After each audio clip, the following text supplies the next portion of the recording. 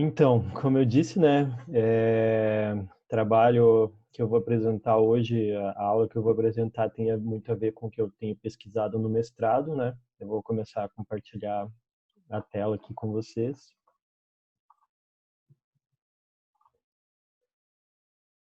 Bom, o tema é as tecnologias da informação e o novo contrato social.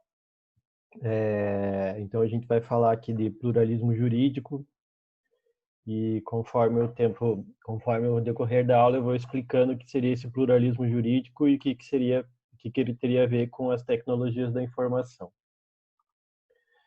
Bom, me apresentando novamente, né, para o que a minha apresentação, o que a minha jornada pessoal tem a ver com esse tema que eu vou tratar.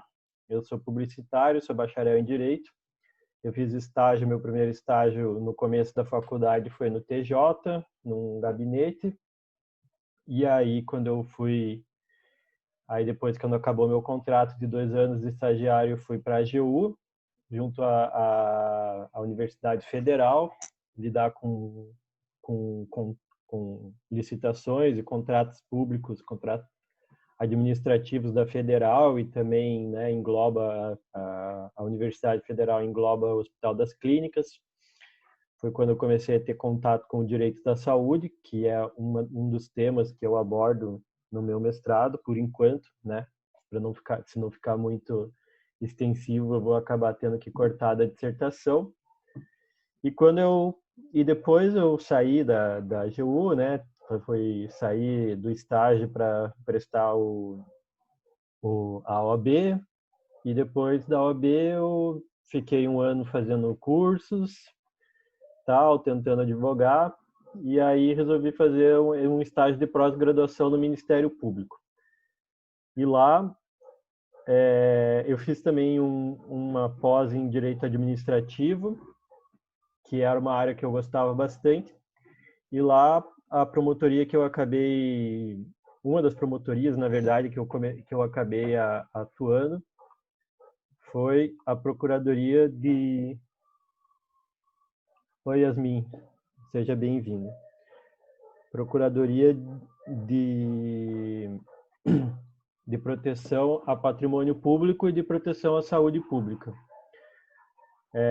Eu trabalhava em várias promotorias, uma dessa promotoria eu fui chamado para ser assistente de promotoria durante 1 ano e pouco, 1 ano e meio por aí. E quando eu trabalhava nessa promotoria, principalmente na área da saúde, a gente fazia poucas ações individuais de pedido de medicamento, mesmo trabalhando no Ministério Público na área da saúde.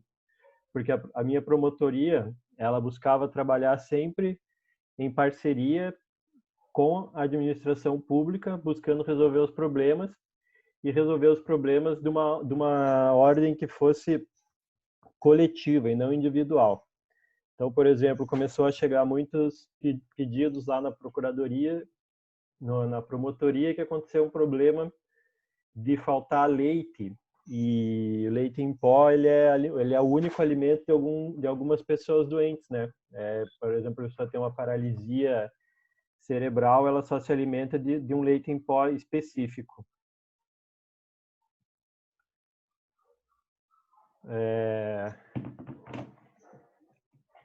Vocês me dão só um minuto aqui? Espera só um minuto. Uma das alunas não está com... Então, voltando onde a gente estava, a gente atuava lá no Ministério Público, e foi como eu aprendi a atuar no Ministério Público, a partir de uma forma de atuação diretamente com a administração pública, né, e não buscando o excesso de judicialização, né. E dentro dessa forma de atuação, eu entrei para o mestrado, tal, e atuo em minha pesquisa, é na área do pluralismo jurídico, né, e o mestrado, a linha de pesquisa do mestrado é Direito, Estado e Jurisdição. Então, eu faço aqui uma primeira provocação para vocês, depois de tudo que eu falei, queria um pouco de participação de vocês. Por exemplo, suponha que você é advogado de uma empresa na área médica que desenvolveu um produto inovador que pode ser disponibilizado em farmácias. A vigilância sanitária recolhe seu produto em uma das farmácias parceiras. Qual você acha que é a medida que você deve tomar? A medida administrativa que se toma, a medida judicial. Judicial ou administrativa? Ah, pode ser qualquer uma, né? Qual medida você tomaria? Cara, eu provavelmente entraria com mandado de segurança. Mandado de segurança, né? Uhum. Pois é. Pessoal que estuda aí, Michel, Yasmin, que estão saindo agora da faculdade.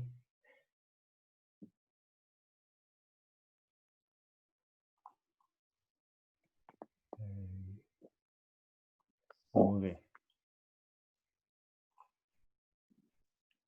MS também, Yasmin. E o Michel concorda, entrar com mandado de segurança. Pois é. Essa pergunta me foi feita quando eu estava no Ministério Público, participei de um processo seletivo e era justamente isso mesmo, uma empresa da área médica que desenvolvia produtos inovadores lá, que media, fazia um exame, ela existe ainda, né? Eu não me lembro o nome da empresa. E faz exames dentro da farmácia, exames de sangue dentro da farmácia para ver se a pessoa está com alguma doença tal. E aí essa empresa desenvolveu isso e tinha esses problemas de vendia esse produto, né, com farmácias parceiras no Brasil inteiro e tinha esse problema de às vezes a vigilância sanitária não autorizar e recolher dentro das farmácias. E me foi feita essa pergunta, né, o que eu faria nesse caso. Mas eu vou continuar aqui a explicação e depois a gente volta para essa provocação. Então, o que é pluralismo jurídico? Vocês já tiveram contato com esse termo? Vocês sugerem o que se trata? Vocês acham o que vocês sugerem o que se trata pluralismo jurídico? Já ouviram falar desse termo?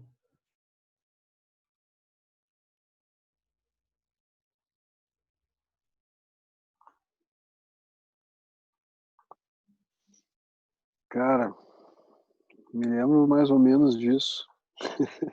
É. Não me lembro bem o conceito. Me lembro que tinha um nome vinculado que era o Boaventura de Souza Santos. Putz, esse é um Não bom sei nome, se eu tô cara. certo. Esse é Eu um me bom lembro do nome. autor, mas eu não me lembro do. Não me lembro do. Eu acho que isso tem a ver com mais de um sistema jurídico que seja eficaz, sei lá, no mesmo local, no mesmo ambiente, no mesmo momento. Isso, cara. É mais ou menos isso mesmo. Conforme a explicação, eu vou. Mas você está correto, é isso aí. Você acertou o autor, cara. A Boaventura de Souza Santos é um dos autores que falam sobre pluralismo jurídico mesmo. É... Então, então é isso. Acho que essa última pergunta aqui ela é muito complicada, né? Não vamos responder isso agora. O que vocês acham que deve ser modificado no direito? Acho que a gente pode deixar para o final essa pergunta e ficar só com ela na cabeça, né? Então, existem diversas formas de pluralismo jurídico. Quando a gente fala de pluralismo jurídico, não é um termo só, né? Por isso que o nome é pluralismos jurídicos. E tem alguns autores que usam isso como um termo que só tivesse uma explicação, e na verdade não. Na verdade, existem diversos pluralismos jurídicos que a gente precisa se atentar para saber do que está sendo tratado, né? Então, por exemplo, um pluralismo jurídico pré-histórico, um pluralismo que ocorre antes de um Estado centralizador, né? Cada sociedade... Oi, Isabela, seja bem-vinda. Cada sociedade possui uma jurisdição, né? Cada tribo, na verdade, né? Não é nenhuma sociedade. Então, cada tribo, ela possui a sua própria jurisdição, possui seus próprios quem decide, né? Ali o que é o correto, quais são as penas que as pessoas vão ter, as penas daquela tribo, tal. Então, um pluralismo pré-histórico, né? Um pluralismo antes de um direito clássico, talvez, assim. E daí também fala-se depois de um direito, depois de um Estado clássico, né? Depois de um Estado centralizador, quando ocorre ali a queda do Império, né? E a era medieval, tal, se fala também de um pluralismo, que seria um pluralismo que cada feudo possuía suas próprias normas, não havia um Estado absoluto, né? No feudalismo, na era medieval. Então, isso seria um pluralismo porque você volta a ter tribos, né? E decidindo ali, apesar de depois haver uma busca pelo que seria uma busca do direito clássico, né?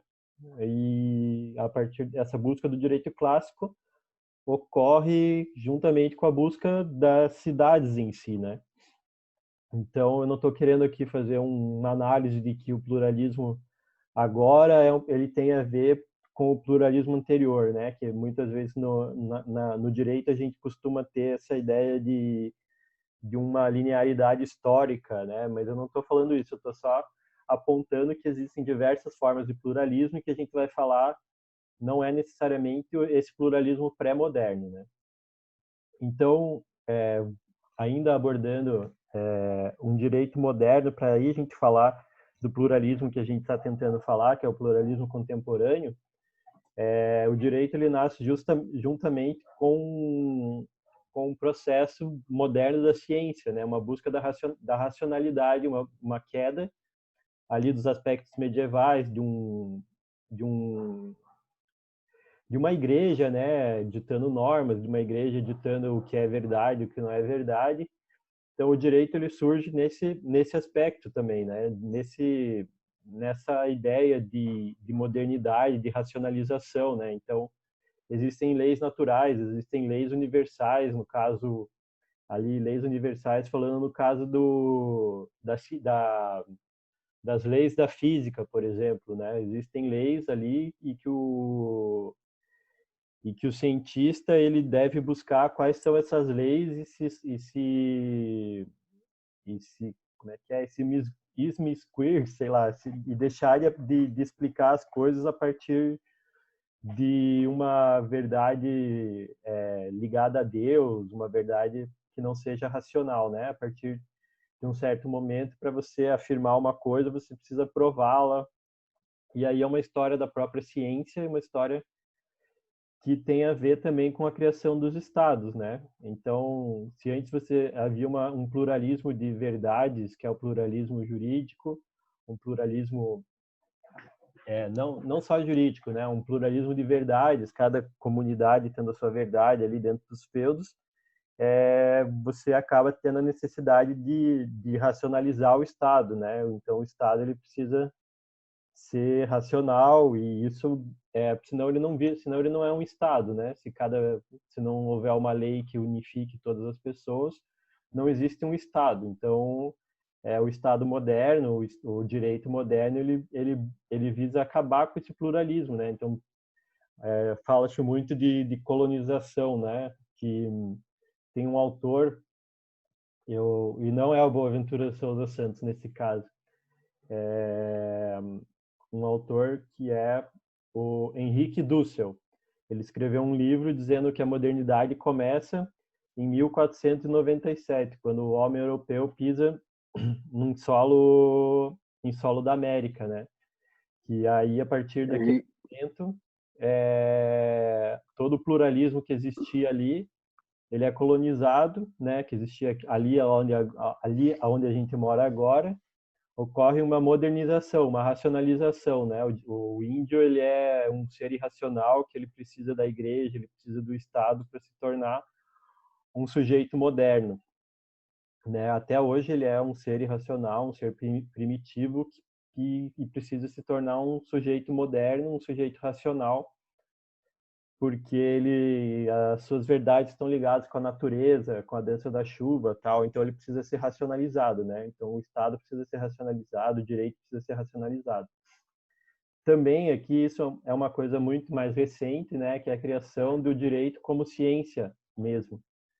A partir ali do positivismo, né, o direito ele se torna uma ciência moderna. Aqui são aspectos da ciência moderna, uma ciência simplificada, objetiva e estável. Ou seja, ali, aqui, como simplificar, a gente poderia usar a metodologia ali do Descartes, por exemplo, falando que para você chegar numa verdade, é, você precisa analisar, né? Separar ela de um todo complexo. Daí, a partir de uma simplicidade, você consegue entender o todo complexo. A objetividade é justamente isso, né? Quanto mais o cientista, o observador do direito ou o observador da ciência tiver alheio ao que ele está analisando, melhor será aquela análise dele, né? Então, quanto mais o juiz for objetivo, não for subjetivo na sua escolha ou qualquer outro jurista, melhor é aquela ciência, melhor é o direito, né? E a questão de estabilidade também tem a ver com as leis, né? Que as leis não devem ser mudadas também, mas das leis universais, né? No caso de acreditar que o mundo já é, né? Que o mundo ele não está num processo de tornar-se. Então aqui a gente está falando basicamente do Hans Kelsen mesmo, né? De um positivismo jurídico que o Hans Kelsen fala disso, né? Eu estou falando de direito como uma ciência pura justamente porque ela não está com as impurezas de coisas que não seriam o direito em si, né? Então aqui é uma fala, essa é do Boaventura de Souza Santos, Juliano. Ele fala, né? Grandes cientistas que estabeleceram e mapearam o campo teórico em que ainda hoje nos movemos, viveram ou trabalharam entre os séculos XVIII e os primeiros 20 décadas, né, do século XX. De Adam Smith a Ricardo, de Lavoisier a Darwin, de Marx a Durkheim, de Max Weber a Pareto, é possível dizer que em todos os termos científicos vivemos ainda no século XIX e que o século XX ainda não começou, nem talvez comece antes de terminar. Ele escreveu esse texto em 1985, o Boaventura de Souza Santos. Então, basicamente, nesse sentido que a gente está falando, de um pluralismo jurídico que seria uma pós-modernidade, né? Então, aqui, falando... dessa pós-modernidade, por exemplo, um exemplo de pós-modernidade é do pensamento sistêmico, que substitui aqueles pressupostos que eu falei da simplificação para a complexidade, da estabilidade para a instabilidade, né? Acreditar que o mundo ele não é, mas ele está sempre num processo de tornar-se. Então é muito difícil você encontrar leis que não sejam mudadas, né? A própria ciência ela está sempre em constante modificação. Da objetividade para a intersubjetividade, falando que aqui tem um pouco a ver com a simplificação, de você criar especializações, né, para tratar da ciência, e a intersubjetividade ela fala que não, ela fala que que as coisas devem ser analisadas por vários ângulos e por diversas pessoas, e que as pessoas fazem parte do que ela analisa, né, na ciência. Então, uma observação ela não é ela não é objetiva por completo nunca, né? O juiz que analisa um caso, ele faz parte daquela comunidade, o promotor faz parte, o advogado faz parte. Então, esse seria um pensamento sistêmico que vem, na verdade, das ciências mais duras que se fala, né? Que são a própria física, que é o que dá a base para a maioria das ciências, né? A própria física já entende esses pressupostos da complexidade, da instabilidade e da intersubjetividade. Então, o pluralismo jurídico começa a surgir no pós-moderno, que eu falo, começa a surgir ali após a Segunda Guerra, né, com movimentos e ideias que diminuem a centralização do Estado. Até após a Segunda Guerra e por causa da Segunda Guerra, né? Porque o que se entendeu é ali que aquele direito centralizado do Estado havia levado centralizado no Estado havia relevado aos horrores da guerra. Então, o conceito de pluralismo. Formulação pluralismo é não só jurídico agora falando, né? Designa a existência de mais de uma realidade de múltiplas formas de ação prática e da diversidade de campos sociais com particularidades próprias, ou seja, envolve o conjunto de fenômenos autônomos e elementos heterogêneos que não reduzem entre si. Então, como eu falei, né, não é um movimento apenas jurídico, mas está relacionado com a descentralização do Estado em si. Então, a gente pode falar de uma descentralização política, de um pluralismo, por exemplo, né, de um pluralismo político. Existência de várias correntes de pensamento disputando o poder do Estado democraticamente, né, disputando a gestão do Estado. Uma descentralização administrativa, falando sobre até a própria descentralização territorial em estados, em municípios, uma descentralização política nesse sentido também, né?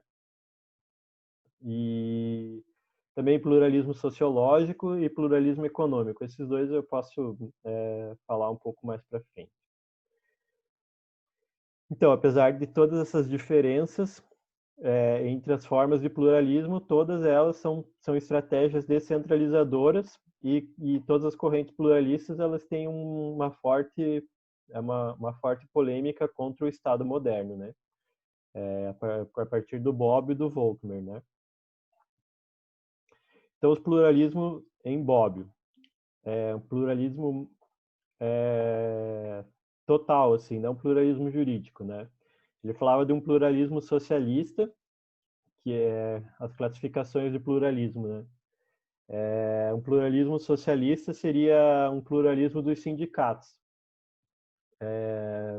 Por exemplo, os próprios sindicatos disputando sobre as leis, né? Então, na questão do direito do trabalho fica mais claro isso, né?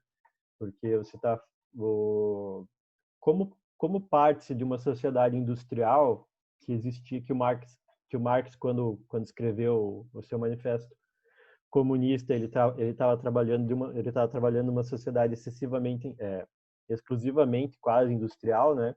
Então, esse pluralismo estaria nesse sentido, de sindicatos disputando leis e normas da questão do trabalho, né? O pluralismo cristão, eu posso até... Deixa eu ver aqui se o outro fala. Não, o pluralismo cristão ele nasce de uma encíclica papal mesmo que falava que da mesma forma que é ruim que como é que uma entidade muito grande ela comande uma entidade muito pequena, da mesma forma as entidades pequenas elas devem ter a sua autonomia para não sofrerem abusos de uma entidade muito grande. Então a gente está falando aqui de um pluralismo assim que tem muito a ver com o neoliberalismo mesmo, assim, né? Não sei no direito administrativo, não sei se alguém aqui é do direito administrativo, gosta de direito administrativo. Michel, Jéssica, Yasmin.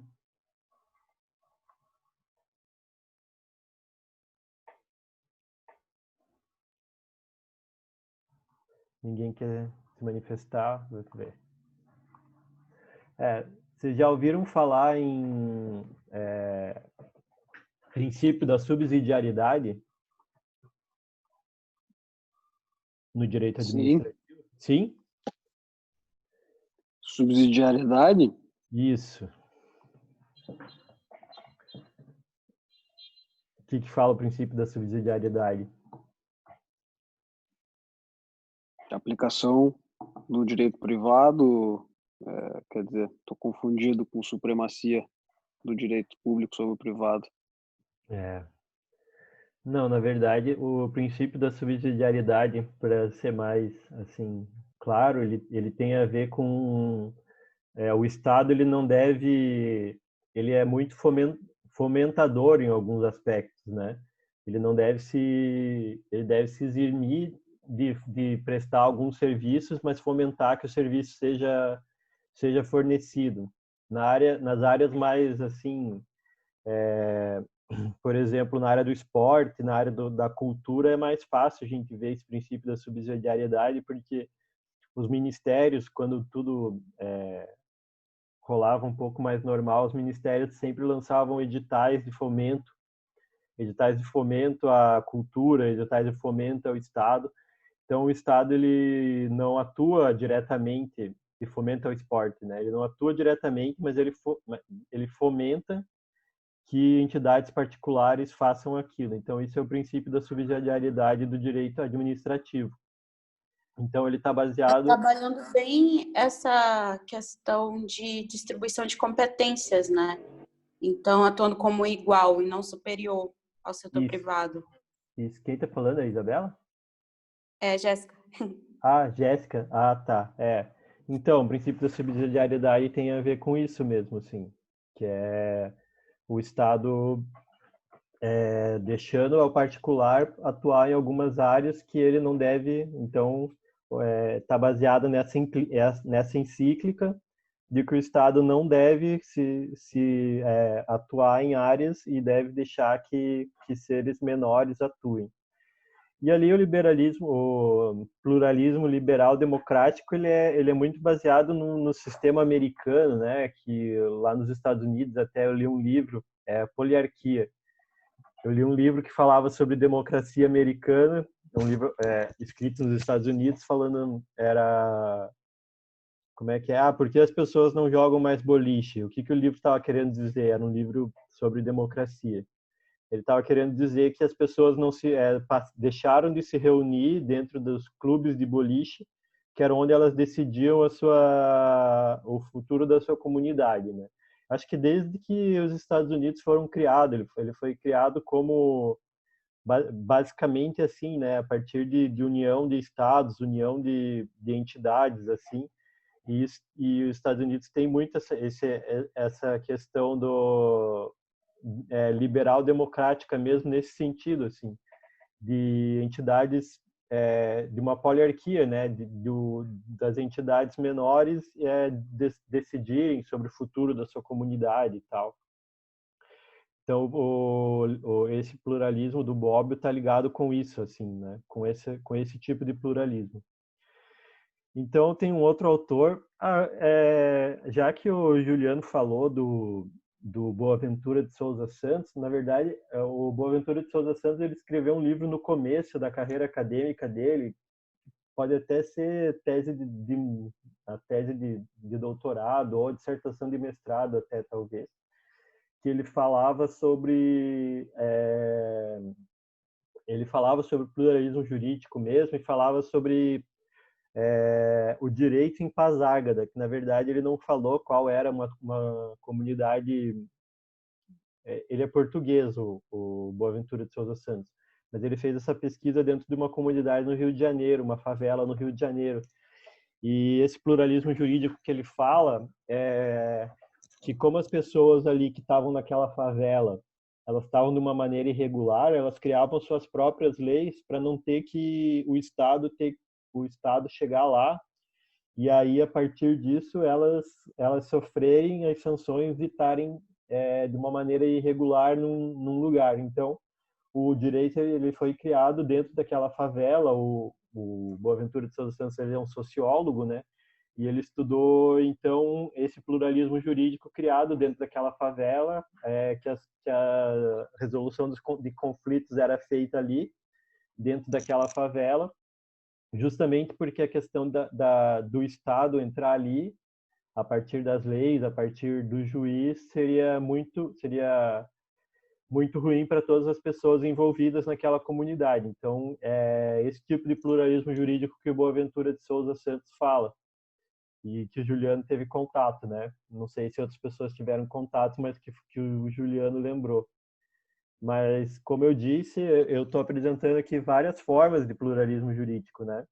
Que, na verdade, quando a gente vai estudar isso, a gente precisa escolher e buscar uma categorização que a gente está buscando dentro de diversos autores, né? E os autores não se reúnem e dizem o que vai ser pluralismo jurídico.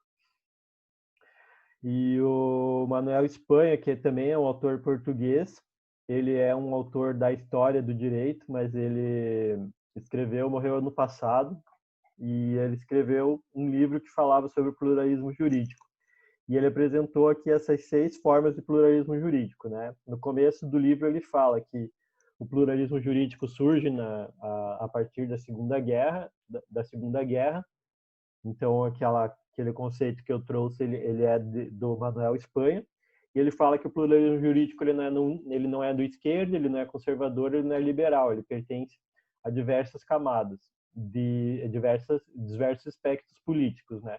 Então, o pluralismo de esquerda, ele defende que o Estado, ele é contra o Estado porque ele sempre defendeu que o Estado era uma forma de alienação, que o Estado ele servia para proteger as, as classes mais altas, tal. Então, o pluralismo da esquerda está baseado nisso. O pluralismo conservador, ele diz que é um pluralismo nostálgico que acha que deveria se voltar à ideia de classes, dos nobres e, das pessoas, uma ideia de classe de que algumas pessoas deveriam ser as donas de ditar as leis e que outras pessoas deveriam apenas continuar sendo mandadas, né, contrário de uma democracia. E o pluralismo liberal, que é basicamente a base do liberalismo, né? O fim do Estado e a ideia de que as pessoas deveriam, uma ideia de liberal, né? Uma ideia de economia liberal, que as empresas deveriam a mão invisível do Estado, tal, é nesse sentido. O pluralismo sociológico ele surge, na verdade, não nessa época, ele surge um pouco antes, e ele é sociológico no sentido da sociologia, que defende que, por exemplo, a família, desculpa, está passando eu moro na frente da UPA. Ele defende que a família é o núcleo onde surgem as leis e que assim o pluralismo no sentido de que as normas começam dentro de uma família e se expõem dentro de uma comunidade e aí o último grau seria o Estado e depois as entidades transnacionais, por exemplo, né? Então esse é um pluralismo sociológico, um direito ao nível do solo, assim. O pluralismo da globalização surge também, daí é mais globalização mesmo, que é a partir dos anos 70, 1970, 80, por aí, que defende que cada vez menos os estados vão tendo poder a partir dos macro espaços políticos criados pela globalização, né? Até a União Europeia, que é mais forte, assim, isso vai diminuindo o poder do Estado e vai criando um macro espaço, né? Político, assim, e tem muito a ver também com decisões agora, né, que a gente tem vivido, decisões da OMS, assim. Existe toda uma pressão de entidades transnacionais para que os estados não fujam muito de uma lei universal, assim, né? Então, na verdade, os estados vão perdendo a sua capacidade a partir da globalização. E daí, por fim, o pluralismo da sociedade da informação, que é assim o que eu quero abordar mais e que é o que eu abordo na minha dissertação, né? Então, o pluralismo da sociedade da informação. Esse conceito de sociedade da informação ou sociedade em rede, ele surge com esses 2 autores aqui, o Manuel Castells e o Krishna Kumar. Então, entre essas características, as características que essa sociedade da informação ela surge a partir das tecnologias da informação. Só um minuto.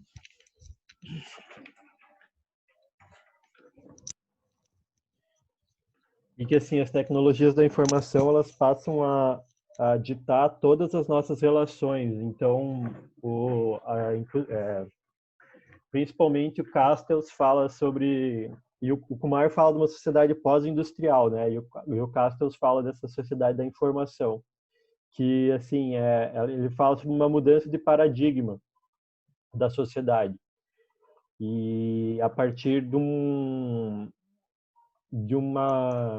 na verdade, o Castells fala que a partir de uma necessidade do capitalismo se reerguer, porque o keynesianismo, que era o capitalismo da época, ele acaba gerando inflação, tal, e o capitalismo precisa se reerguer e começa daí volta o neoliberalismo, na verdade, a globalização, tal, e que as tecnologias da informação, elas não fogem a isso, elas foram criadas dentro desse conceito de uma necessidade de readaptação do capitalismo, né? Então ele fala de uma mudança de paradigma, mas não uma mudança, não que o capitalismo vai acabar e vai chegar a uma outra forma de Estado, mas que ele fala mais de uma mudança de paradigma econômico, né? Não uma mudança de paradigma social em si. Então, entre as características dessa nova sociedade da informação, que surge a partir dos anos 70, a partir das tecnologias da informação que vieram da guerra, elas têm como característica a flexibilidade, e aqui até está em amarelo aqui, porque a lógica de redes ela passa a ser a forma tipológica das diversas formas dos diversos tipos de organização, né? Então, se a gente tinha um direito ali hierárquico, ou até a própria ciência hierárquica, a gente passa a descobrir que as novas instituições elas acabam se relacionando de uma lógica em rede. A partir da sociedade da informação, a lógica em rede passa a ser a ideia das entidades que vão surgindo, né? Então, aqui, as velhas redes de cima para baixo já não mais dão conta dos fenômenos que as demandam e desafiam. Assim, os velhos modelos devem ser revistos, seja pela criação de novos instrumentos procedimentais, seja pela modificação de paradigmas científicos e revisões de ordem ética. O que permanece nesse processo são menos normas jurídicas, mas princípios que vão sedimentando a partir das lutas e saltos das emergências sociais. Esse é um texto do Roberto Armando Ramos de Aguiar. Aqui um outro texto, né? Estamos começando a rejeitar hierarquias que funcionaram bem na era industrial, centralizada. Em seu lugar, estamos colocando o modelo de rede de organização e comunicação, que tem suas raízes na formação espontânea, igualitária e natural de grupo de pessoas de mentes semelhantes. As redes estruturam o poder e o fluxo de comunicação dentro da empresa de vertical para horizontal. O computador destruirá a pirâmide. Criamos o sistema administrativo piramidal e hierárquico porque precisávamos, ao mesmo tempo, para fiscalizar as pessoas e o que faziam. Precisávamos dele, né?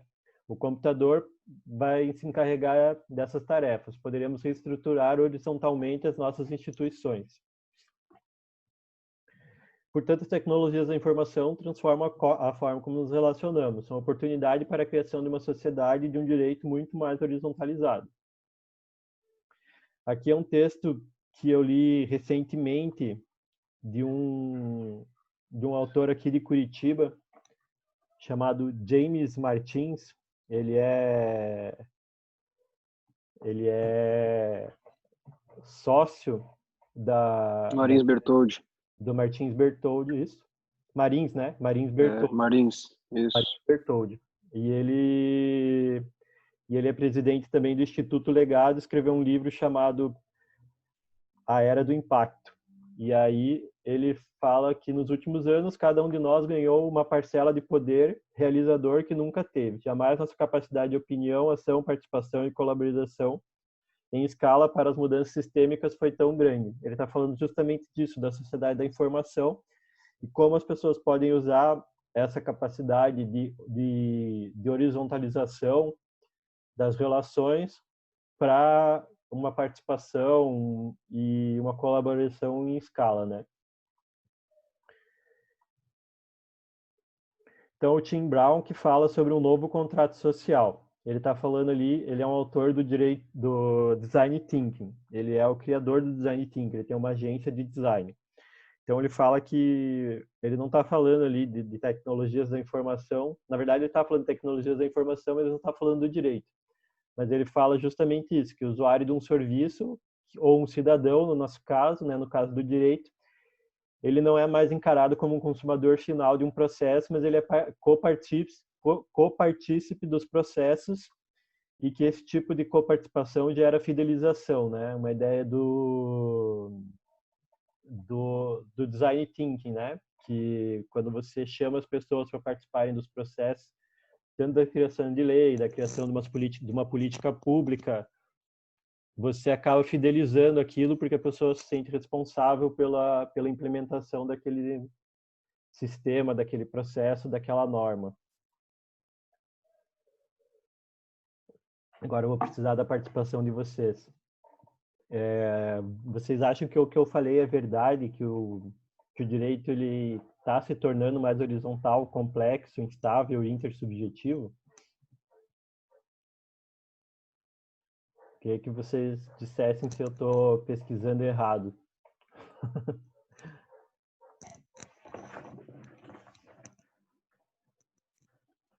Poderiam me dar uma mão aí?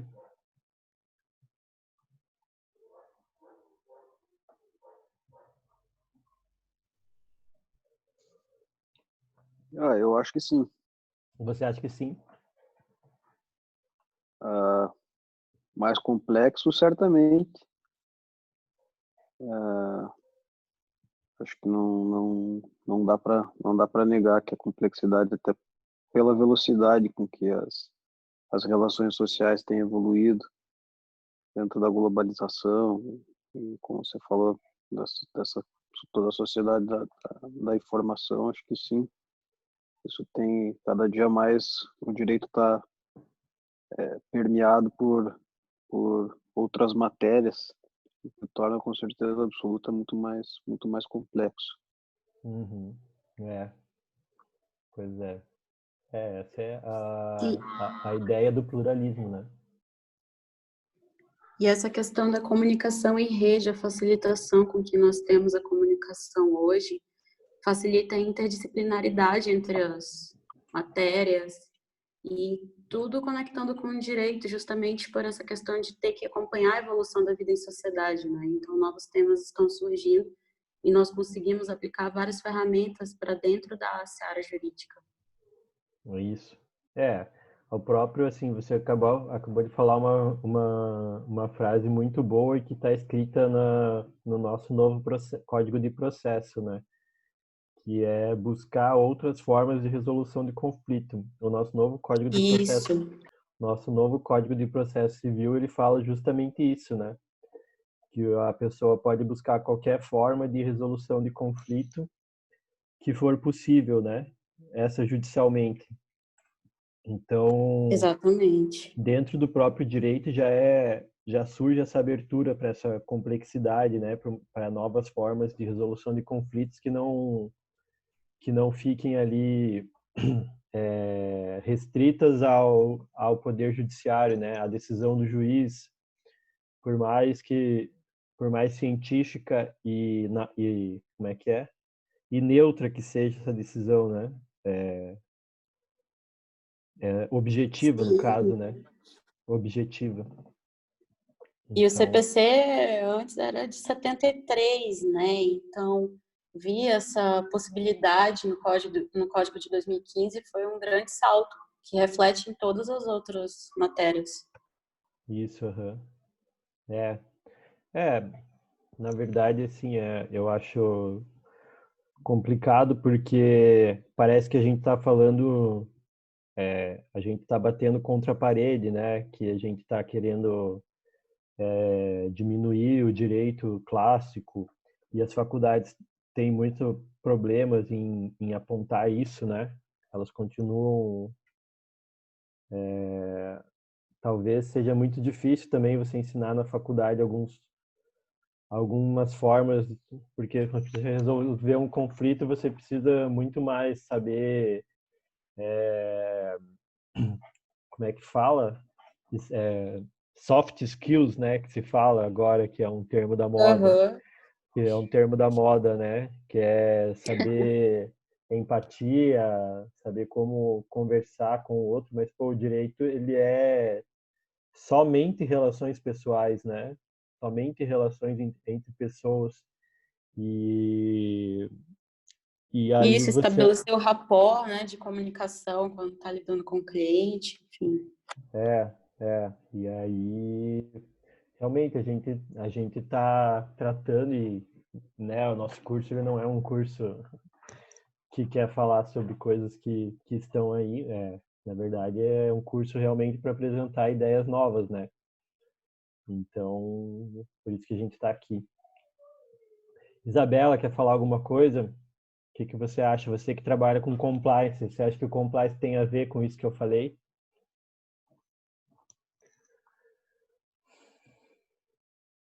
Tá comendo, Isabela?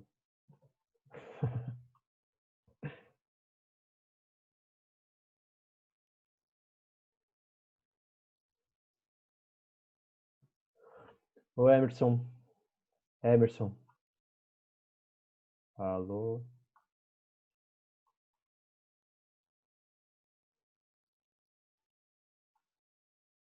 Mas que pena que a Yasmin saiu. Ah, o Emerson Rodrigues, ele é de Goiânia. E aí em Goiânia, como é que tá essa questão do pluralismo jurídico?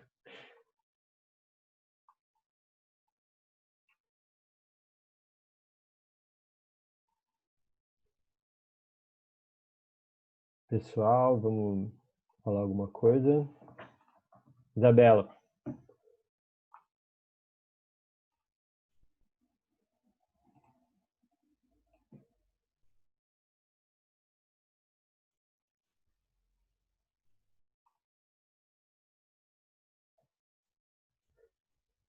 Michel, você que está saindo da faculdade, me conte para nós agora como é que está a questão do direito.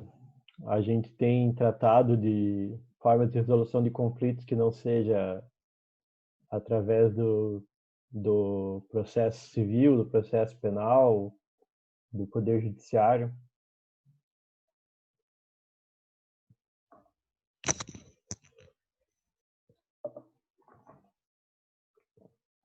E acho que nós estamos em quatro só aqui, em três. Então, João, eu tenho visto, assim, com a inovação do CPC, mediação, conciliação, tudo mais, né? Inclusive, foi uma parte do meu tema também da monografia. Eu acho que o extrajudicial, com esse pluralismo todo, já ajuda muito, assim, né? Uhum. Acelerar mais, porque hoje o judiciário está todo lotado. É. Inclusive, vou começar uma pós-graduação em advocacia extrajudicial justamente para tentar aí outras formas, né? Essas Uhum. resoluções de conflitos e tudo mais. Com segurança Uhum. jurídica. Sim, legal, legal. A minha tese, né, a minha dissertação, na verdade, é uma dissertação acadêmica, né? Eu, eu parto de uma teoria para a gente tentar explicar todo esse movimento que tem acontecido no direito, né?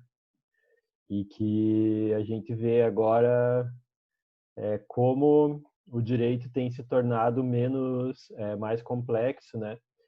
E a questão é essa, né? Abordar a partir da ciência, a partir da academia, uma questão que a gente já está vendo que não é uma coisa que é só do direito, né? É uma coisa que é atinente a toda a sociedade, né? Dessa sociedade em rede, assim. Então é basicamente essa minha construção, assim, da dissertação, né? E, e eu fico feliz que vocês tenham entendido do que se trata, assim. A própria Até a própria Isabela ali, ela trabalha com compliance, ela não está participando da aula, que acho que ela não está podendo, deve estar em outra coisa. E eu acho que até o próprio compliance tem a ver com isso, né? Você não esperar que o Estado decida, tente ver se por exemplo, na questão da administração pública, né? Acho que tem que partir das próprias empresas numa consciência total, né? Uma consciência de que e o compliance tem a ver com isso, né? Com você buscar um As pluralismo boas práticas, né? as boas práticas a partir das empresas, não a partir de um Estado, porque o Estado ele não tem capacidade, né? Ele já demonstrou não ter capacidade de prever que essas coisas aconteçam, né? E aí depois que acontece talvez enxugar um gelo, talvez, né? Porque aí você prende lá e o que aconteceu, as pessoas que foram eleitas contra a corrupção, elas estão sendo presas, né? A questão do Rio de Janeiro lá. Então o que você conseguiu mudar, né? Você não conseguiu mudar nada, né? Porque as empresas ali elas continuaram corrompendo e numa questão assim básica, né? Séria, você corromper a partir de uma emergência de saúde, né? Então você não conseguiu mudar nada, o direito não serviu para nada, né? Porque você continuou no mesmo e talvez buscando aí você busca uma forma das pessoas melhorarem a forma de burlarem a lei em vez de melhorar a forma de atuar, né? Eu acho Sim, e bem além do complicado. compliance da lei de anticorrupção, agora tem se relacionado bastante o compliance à Lei Geral de Proteção de Dados, né? Então, entra bastante nessa questão do pluralismo jurídico, porque agora está tendo que ter esse contato com a área de tecnologia.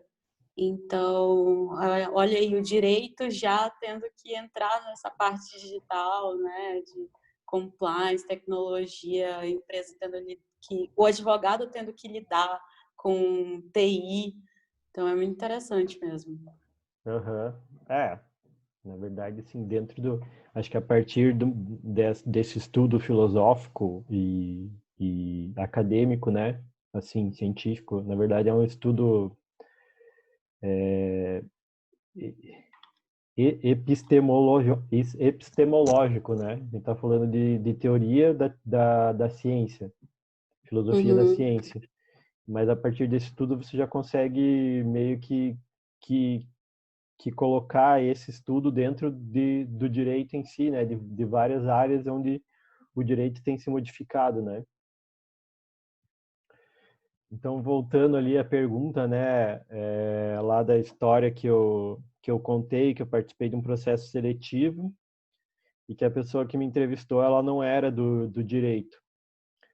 E ela trabalhava com RH e tal. E daí pegou e falou assim, mas você é formado em direito e tal, e se acontecesse isso, da empresa ali ter que ter um produto apreendido lá no interior do Maranhão, o que você faria?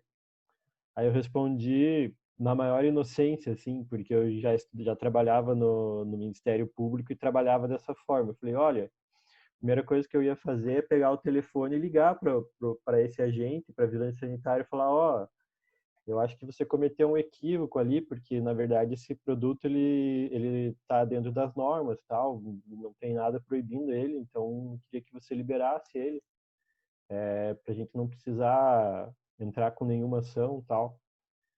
E aí a mulher olhou para mim e falou, ué, mas como assim? Você não sabe? Daí ela queria que eu respondesse, eu entrar com o ministério, com mandado de segurança. Ela queria que eu desse a resposta objetiva e técnica para aquela pergunta, né? Sendo que talvez a outra resposta fosse mais criativa e mais eficiente, né? Talvez ligar lá e falar com a pessoa e falar, você cometeu um equívoco, tal, podia liberar, tal. Então, e essa era a forma que eu atuava no Ministério Público lá em Paranaguá, quando eu era assistente, né? chegava uma pessoa lá, precisava de um medicamento, eu falava, ó, eu vou ligar lá e vou ver o que está acontecendo. Na verdade, ele precisava de transporte. Muitas vezes falava assim, eu fui lá, queria reservar o transporte para ir para Curitiba fazer um tratamento. E me disseram que é para eu chegar lá bem cedo, que não vai ter vaga.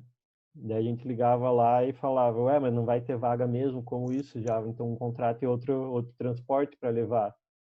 E as pessoas explicavam, não é bem assim. Eu falava, então tá, então vamos esperar, tal. Então amanhã, se não tiver vaga, daí vamos fazer o quê? Você vai ter que arrumar essa vaga, tal. Eu queria que não ficasse ninguém, assim. E tinha essa relação direta com a prefeitura, assim, com a Secretaria de Saúde. A gente não precisava entrar com uma ação, com mandado de segurança, a gente resolvia diretamente, né? Eu acho que isso era uma forma de atuar e desabarrotar o poder judiciário, porque imagine o juiz tendo que todo dia receber, decidir urgentemente coisas que depois uma suspeita de uma quebra de um direito e que não acontecia. Então, essa era a forma que eu estava acostumado a lidar no direito, né? A lidar com o direito da saúde lá quando eu trabalhava no Ministério Público. Então, é isso, assim, eu acho que eu queria passar. Não sei o que vocês acharam dessa questão. Vocês parece que nunca tinham, né, não tinham muito contato com essa área do pluralismo jurídico, com esse termo. Queria agora um feedback de vocês, assim. Eu acho legal trabalhar em cima de temas. Eu acho que eu me lembrava mais de pluralismo, ele estava muito mais vinculado com questões de direito internacional, uma Também, discussão que também. existia entre pluralismo e monismo, etc.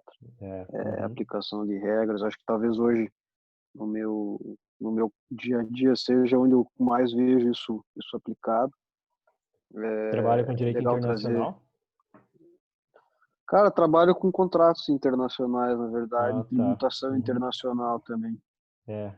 Tem a ver com aquele pluralismo da globalização ali, né, que eu apresentei ali. Isso, Uhum. exatamente. Então, assim, é bom ter contato com a parte teórica até para conhecer outros tipos de pluralismo, que acontece da mesma forma com o próprio positivismo, né? A gente está acostumado com o positivismo, mas sabe que, na verdade, no fundo, tem várias formas de positivismos diferentes que foram se apresentando no decorrer da história. Uhum. Então, acho que tua dissertação está indo num caminho bem legal, João. E valeu Uhum. por compartilhar com a gente aí. Uhum.